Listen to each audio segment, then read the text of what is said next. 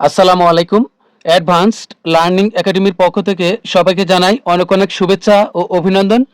সুপ্রিয় নবম ও দশম শ্রেণীর শিক্ষার্থীরা, আজ সমাধান করব তোমাদের গণিত বইয়ের অনুশীলনী 17 অর্থাৎ পরিসংখ্যান এই অধ্যায়ের উদাহরণ 6। এটা দেওয়া আছে তোমাদের গণিত বইয়ের পৃষ্ঠা 332, উদাহরণ 6। দেখো দেওয়া আছে, কোন শ্রেণীর 60 জন শিক্ষার্থীর 50 নম্বরের সাময়িকী পরীক্ষার প্রাপ্ত নম্বরের গণসংখ্যা নিবেশন সারণী হলো। তো এখানে 60 জন শিক্ষার্থীর 50 নম্বরের সাময়িক পরীক্ষার প্রাপ্ত নম্বরের গণসংখ্যা নিবেশন সারণী দেওয়া আছে। এটা হলো সেই সারণী। এই গণসংখ্যা নিবেশনের অজীব রেখা আঁকো। অর্থাৎ এই গণসংখ্যা নিবেশন সারণী থেকে আমাদেরকে অজীব রেখা আঁকতে বলা হয়েছে। তো অজীব রেখা, এখন আমরা অজীব রেখা অঙ্কনের সারণী তৈরি করব। তো আমরা জানি অজীব রেখা সবসময় ঊর্ধ্বগামী হয়। তো এজন্য অজীব রেখা অঙ্কনের জন্য আমাদের ক্রমযোজিত গণসংখ্যা সারণী লাগে। আমি এখানে লিখেছি ক্রমযোজিত গণসংখ্যা সারণী। তুমি চাইলে এখানে লিখতে পারো অজীব রেখা অঙ্কনের জন্য সারণী। তো অজীব রেখা অঙ্কনের সারণীর জন্য আমাদের মূলত 3টি উপাদান লাগে। একটি হলো শ্রেণী ব্যাপ্তি, এখানে আছে প্রাপ্ত নম্বরের শ্রেণী ব্যবধান। এখানে কি আছে? প্রাপ্ত নম্বরের শ্রেণী ব্যবধান, এটা কিন্তু শ্রেণী ব্যাপ্তি। এরপরে এখানে আছে গণসংখ্যা। তো প্রাপ্ত নম্বরের শ্রেণী ব্যবধানের জন্য আমরা এখানে কয়টা ঘর নিব? 1 1 2 3 4 5 6, মোট 6টা ঘর। তো এখানে আছে পাশাপাশি। তো আমরা এখানে নিয়েছি লাইন বাই লাইন, নিচে। এরপরে নেব হচ্ছে গণসংখ্যা, তো দেওয়াই আছে। তো এখানেও গণসংখ্যা 1 2 3 4, যে 5টি গণসংখ্যা দেওয়া আছে এই 5টি গণসংখ্যা আমরা লাইন বাই লাইন নিচে লিখবো। এরপরে অতিরিক্ত আরেকটি লাগবে অজীব রেখা অঙ্কনের জন্য, সবচেয়ে গুরুত্বপূর্ণ, সেটি হলো ক্রমযোজিত গণসংখ্যা। তো আগে আমরা প্রাপ্ত নম্বরের শ্রেণী ব্যবধান এটা আগে লিখে নিই। প্রশ্নে আমাদের প্রাপ্ত নম্বরের শ্রেণী ব্যবধান যা আছে আমরা ঠিক তাই উঠাবো। এখানে আছে কি 1 থেকে 10, তো এখানে হবে 1 থেকে 10। তারপরে আছে হলো 11 থেকে 20, তারপর হলো 21 থেকে হলো 30, 21 থেকে হলো 30। তারপরে হবে 31, অর্থাৎ 31 থেকে হবে 40, 31 থেকে 40। তারপরে হবে 41 থেকে হবে 50।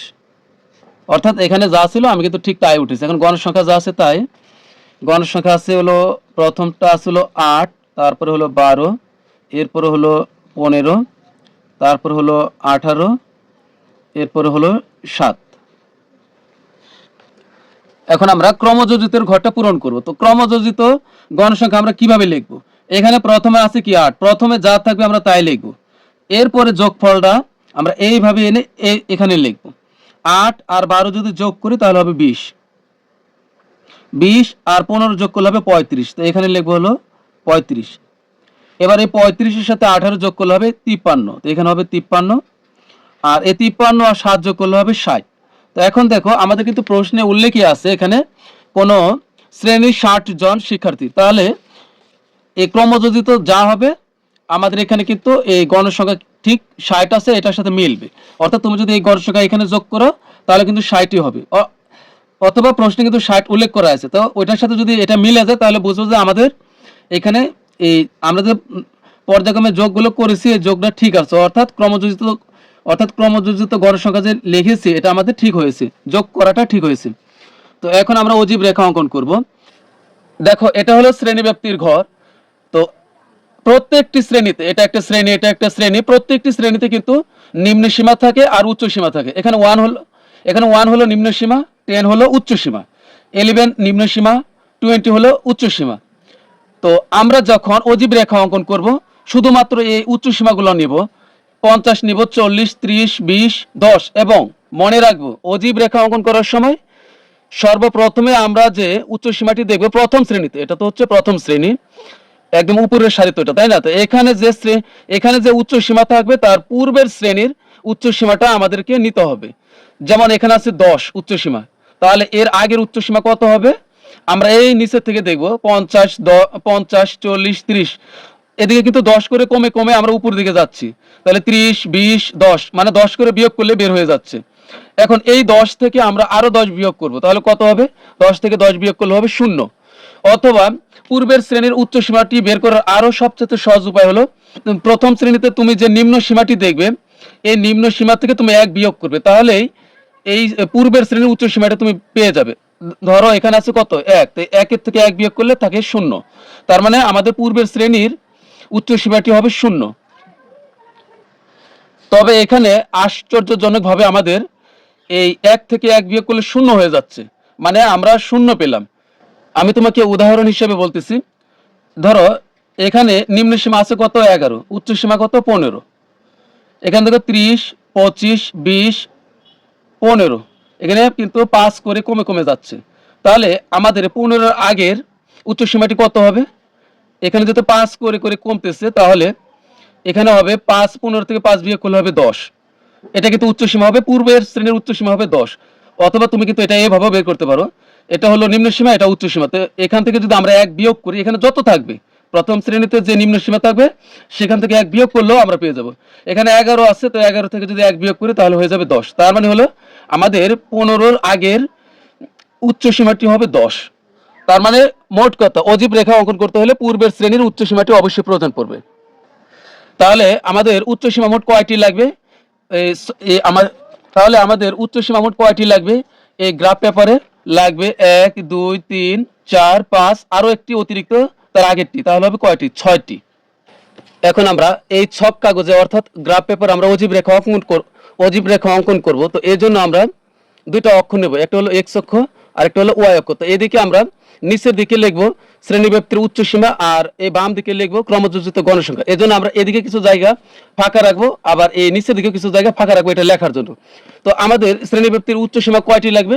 শ্রেণীব্যাপ্তির উচ্চ সীমা লাগবে 1, 2, 3, 4, 5, এগুলো কিন্তু উচ্চ সীমা। তো 10-এর আগে আরো একটি উচ্চ সীমা আমরা অতিরিক্ত নিব, এজন্য নিব মোট 6টি। 1, 2, 3, 4, 5, আরো একটা অতিরিক্ত হবে 6টি। তো আমরা 6টি নিব। তাহলে এখান থেকে যদি আমরা শুরু করি, তাহলে 6টি। তো 1, 2, 3, 4, 5, 6। তো আরো আমরা একটা বেশি নিব বা দুইটা বেশি নিব, তাহলে দেখতে ভালো লাগবে। তো আমি একটাই অতিরিক্ত নিলাম, তো এই পর্যন্ত নিলাম আমি।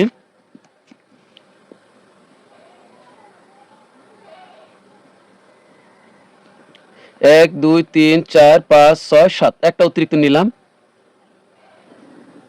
তো ছক কাগজে আমি কিন্তু সমস্ত কাজ কলম দ্বারা করতেছি, গ্রাফ পেপারে কিন্তু আমি সমস্ত কাজ কলম দ্বারা করতেছি। তোমরা যেন ভিডিওতে ভালোভাবে দেখতে পারো। তবে তোমরা কিন্তু সমস্ত কাজ পেন্সিল দ্বারা করবে, তাছাড়া কিন্তু কোনো নম্বর পাবে না।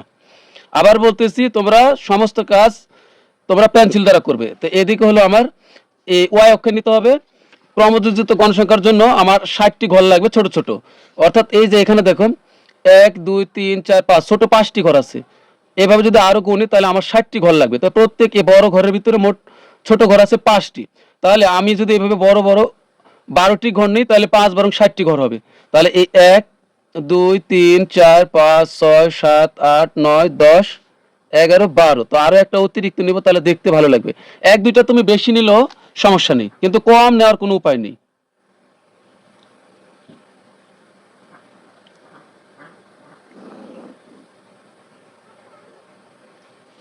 তো এটা হলো আমার এক্স অক্ষ। তো এখানে লিখবো এক্স, এভাবে তীর চিহ্ন দিব। আর এটা হলো মূল বিন্দু, আর এটা হলো এখানেও আমরা তীর চিহ্ন দিব। এটা হলো ওয়াই অক্ষ, এখানে ওয়াই লিখে দিব। এখন আমি নিচের দিকে লিখবো শ্রেণীব্যাপ্তির উচ্চ সীমা। তো উচ্চ সীমা 0 থেকে শুরু হবে, কারণ 10-এর আগের উচ্চ সীমাটি হবে 0। তো এখানে কিন্তু এটাই মূল বিন্দু। তো এখন এখানে হচ্ছে আমাদের নিব হলো 10, এখানে হবে 10, এটা হবে 20, এটা হবে 30, এটা হবে হলো 40, আর এটা হবে 50। তবে একটু অদ্ভুত ব্যাপার কি, এই অঙ্কেতেই শুধুমাত্র শুরুতে 0, এই যে 0 থেকে 10 এখানে কিন্তু মিলে গেছে। আর কোনো অঙ্কই তুমি পাবে না যেখানে এখানে এইভাবে মিলে গেছে। তো এখন আমরা এদিকে 5টি করে ঘর আছে, তো এটা এখানে লিখবো 5, এটা হবে 10, এটা হবে 15, এদিকে 20, 25, এই যে এটা 25, তারপর হবে 30, 35, 40, 45, 50, 55,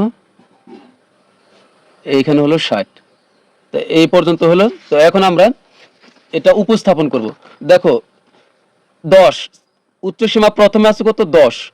এই যে এখানে কিন্তু আমরা যে শূন্য নিয়েছিলাম এটার আপাতত কোনো কাজ নাই। তো এখানে হচ্ছে 10।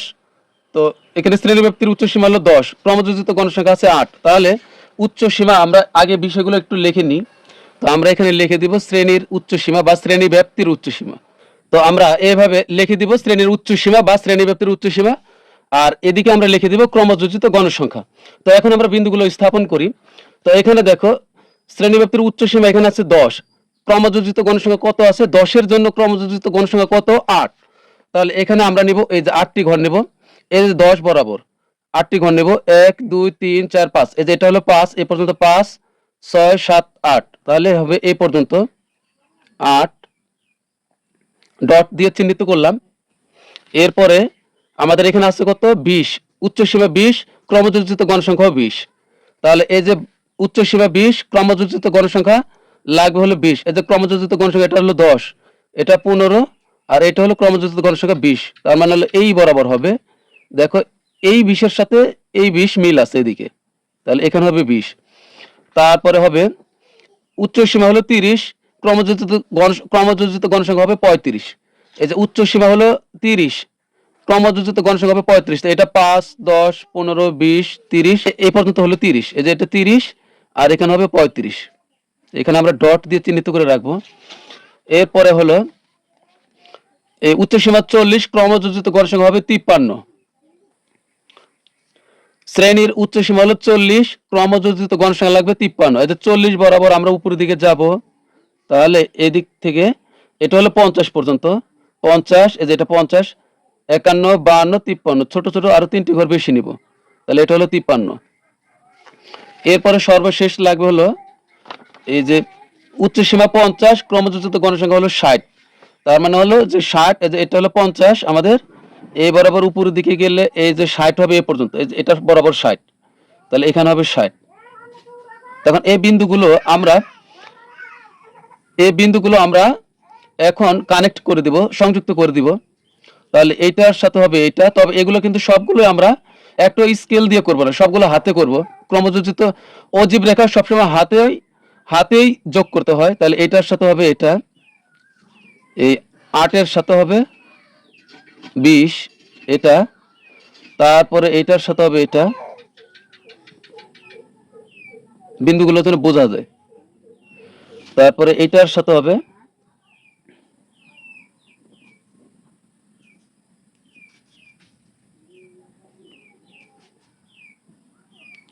তোমরা অনেক সময় জানতে চাও কেন শুরুতে আরেকটি অতিরিক্ত উচ্চ সীমা নেওয়ার প্রয়োজন পড়ে। তো এখন দেখো কেন প্রয়োজন পড়ে বলতেছি। এই অজীব রেখাটি এখন কিন্তু শূন্যের উপরে আছে, এটা কিন্তু ভূমির সাথে নেই। এই ভূমিটা মনে করো যে এক্স অক্ষ, মূলত এই ভূমির সাথে সংযুক্ত করার জন্যই এ পূর্বে একটি অতিরিক্ত নিতে হয়। তাহলে এটার সাথে এই যে এখানে আমরা মূল বিন্দুর সাথে এটা আমরা সংযুক্ত করে দিব। তো একটা আশ্চর্যের ব্যাপার হলো সবগুলো অজীব রেখাতে তোমরা এখানে একটা ছেদ চিহ্ন পাবে, কিন্তু এইটার বেলা কোনো ছেদ চিহ্নের প্রয়োজন নাই, কারণ এখানে মূল বিন্দু যা তার সাথেই সংযুক্ত হয়েছে।